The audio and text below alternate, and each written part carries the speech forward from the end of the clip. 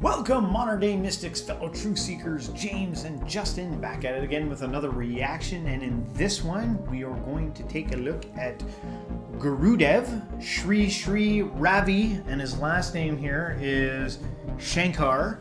This video is entitled, When the Kundalini Awakens, This Happens. I was excited because I was like, ooh, a new guru to be into. Yeah. But Ravi Shankar, that rings a bell.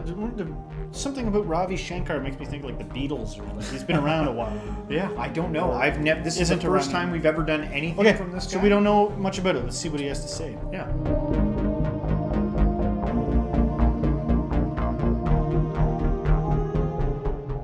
And there's so much fuss about Kundalini. I tell you, it is so simple. Kundalini, without the rise of Kundalini, you will not have any interest in anything at all. You will be a very dull person. Have you seen some of these truck drivers? They simply drive day and night. They don't even enjoy the scenery that they are going through. They don't even look. They don't even enjoy different varieties of or kinds of food. All that they do is drive, eat, hit the bottle, and go to bed. Unless the Kundalini is awakened, an interest or inquisitiveness in this path also doesn't come. Who am I? What is the purpose of my life? What do I want in the life? Life is so short. All this awareness comes. This is a sign that the base chakra or the Kundalini is awakened. And when it comes to the second chakra, what happens? Intense sexual desire comes. Procreation, wish for children, or to do something very creative. Both. Now, when this rises up, if one creates, what happens? Or creates or procreates, it leads one up towards the joy. Or if one is simply obsessed with sex, all the time feverish about sex, then it leads back to the base chakra and one becomes inertia. Very inert, insensitive. The person, all the sex violence happens because the person is so obsessed with sex and they become so inert, insensitive. If it is used in more creative manner, then it rises up, or with the restraint, it goes up in the navel.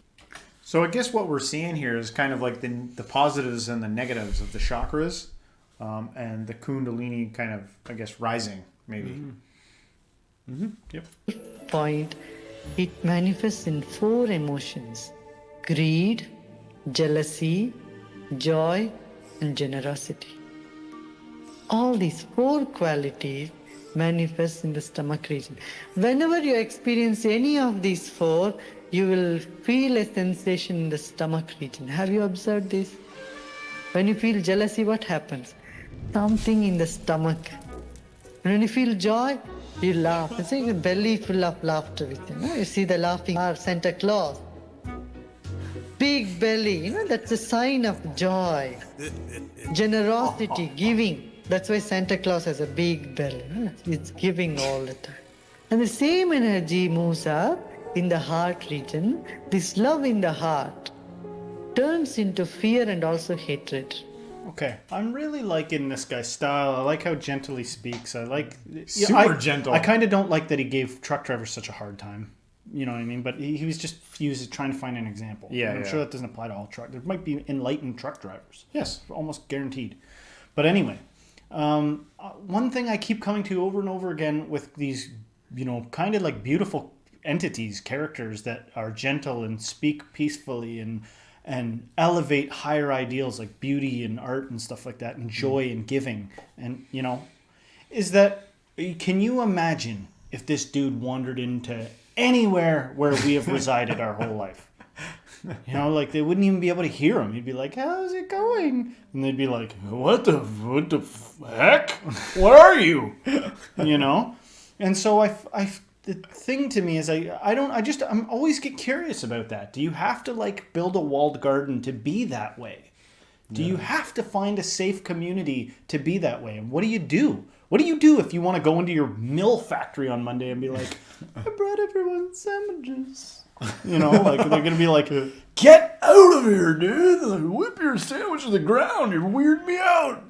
You know, like no wonder people turn into like alcoholics and like just, I'm allowed to be gentle, you know? Yeah. And then there's something in between. You know, I don't know if it's interesting, some of the talk of relating this to like the chakras. Yeah. A lot of the time, like he's making a lot of sense, but at the same time, I'm like, yeah, if you get obsessed with sex, you're going to do that to death and probably like just jade yourself from exhaustion. Yeah. He was saying that it kind of like points to like a grumpy factor. Yeah. And the part of in the title was like when Kundalini Awakens. So I wonder if like some of these higher ideals, you know, because people, when they talk about Kundalini, it always seems like it's like this event that happens to you.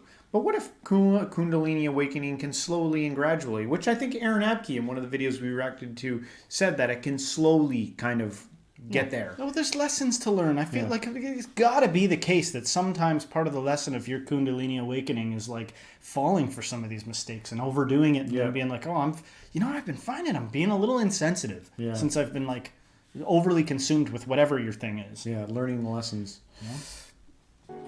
These three emotions are felt in the heart region. If you have observed, whenever you felt love, something happens. Something very inexplainable. You cannot explain. Some blossoming, some waves arising. And fear, the same in the opposite direction. Shakiness. Your heart shakes when there is fear. And when there is hatred, there is constriction of the heart. That's why when someone hates so much, they like to choke somebody, like to crush something. Because what they are trying to show outside, crushing, that is what is happening inside. There is a contraction. And when it expands, that is love. And when it shakes, that is fear. So it's three different emotions expressed in the same spot. This again is Kundalini. This very energy, life energy, is called Kundalini. That's all. And now the same thing going up in the throat region expresses of gratitude and sorrow. When you are sad, your throat chokes. Have you observed that? And when you are grateful, then also throat chokes. So the throat is called Vishuddhi Chakra, means the purifying spot. When you feel grateful, you are purified. When you feel sad, then also it is purifying you in some way. Your sadness makes you strong and let go of something which you are holding on to. But it's better to feel grateful and get purified. And if you do... What a good way to look at it. You know, I was just thinking about that. It hit me when he was talking about sadness. Like, if you ever had like a good cry session, there's like a purifying aspect of release, you know, that comes from that. Mm-hmm. And even gratitude. Yeah. It's just very impactful. Try out some sadness and gratitude in your life and watch what happens. One of the new people we've been getting into mentioned recently that a big part of the lesson of life is learning subtlety, like learning the subtle, you know what I mean? Because these are all extremes, right? Like a big deluge of emotions and tears followed by like release, or tension followed by expansion and all this stuff, you know? And then maybe part of this person that we both have become aware of and entering into our world of philosophy and spirituality, which will come up again later, was saying a big part of the lesson here is nuance, like subtlety and nuance in between these things. Discernment. Don't feel grateful, you are bound to feel sad in life. This is a law. So choose to be grateful, then sadness doesn't come to you. This is a choice you can make. From there, from throat, the same energy moves upward in the forehead region, manifests in two forms. One as anger or another as alertness. Have you observed when you feel angry, where do you feel the sensation? Forehead. And when you are very alert and clear, where do you feel the sensation? In the forehead region. Now the same energy moves up into the top of the head, where it is just blissful. A feeling of completion. I'm complete, I'm total, I'm full. I think that's the stage that I think a lot of people get as high as furrowed brows and thinking. But then this Yeah. final one, I think that unfortunately the final one here, or maybe it's not even the final one, but this next one is often achieved through like substances or something like that, or some kind of elation. Yeah, even ascetic practices or something like that. Maybe, you know, yeah. maybe something like that. Yeah. And all other experiences along with it. I'm nobody, nobodiness. It's all space. As though you don't even have a body, just space. You know, you have this, some little experience of this glimpse, either in meditation or in the Kriya or in Pranayam, as though you simply don't exist, right? That is from the top of the head, being nobody. And the whole purpose of all this Kundalini and all this is to be nobody. You know, an interesting thing is sometimes when you can achieve these states of nobody, or like, you know, you're not wrapped up in all these more solidifying states, and you get to where he's talking about, sometimes the ego will suddenly become aware and be like startled. How long have I been like this? What's happening? Yeah, I want to reclaim the throne. So true. That's very true. That is all. And when you are nobody, I tell you, slowly, many things start happening. All the angels support you, and everything that you want will start happening. There is no want. Before a want arises, things happen. How is it? Now, look at this. You wish something you want and then it happens. Or before even the want arises, if things already happen. There is no chance for a want to arise. See, you don't get even a chance to feel thirsty. Even before that, there is all water, juice and milk. Everything is there. That is called Siddhi, means perfection. Means before even a need arises, the needs are fulfilled. Even before a desire arises, desires are fulfilled. Huh? Even before you feel that you need a partner or somebody, already a partner has come. What has happened? Your life has become so full and so full. And even for this to happen, we have to be more hollow and more empty and letting go. The more you let go, the more you acquire.